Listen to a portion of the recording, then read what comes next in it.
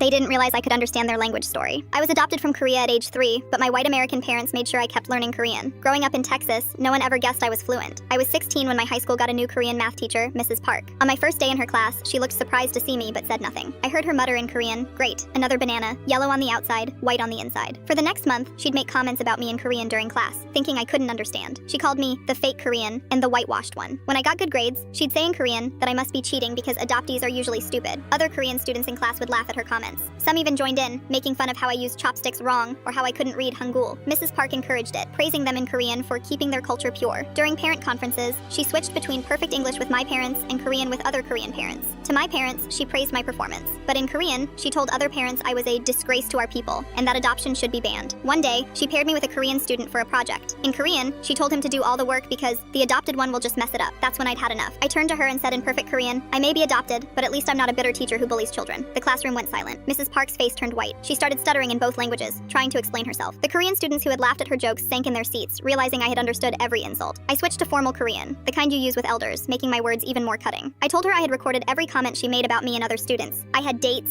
times, and exact quotes written down. She begged me in Korean not to tell anyone. She said she would lose her visa if she got fired. I replied in Korean that she should have thought about that before mocking children in what she thought was a secret language. The next day, the principal called me into his office. Mrs. Park had told him I was disruptive in class. I played him the recordings on my phone. Her voice filled his office, calling me and other students horrible names in Korean while speaking sweetly in English. The principal, who was Korean American himself, listened with a clenched jaw. He had hired Mrs. Park personally, thinking she would be a good role model for Asian students. By lunch, she was escorted from the building. 2 months later, I got a letter from the Korean embassy. Mrs. Park had been fired from 6 previous schools for similar behavior. She targeted adopted Korean children specifically, thinking they wouldn't understand her, but I wasn't the first one who did. The Korean American Teachers Association wrote me a formal apology. They had video from my class showing how other students joined in the bullying. Every Korean student who had participated had to take cultural sensitivity training.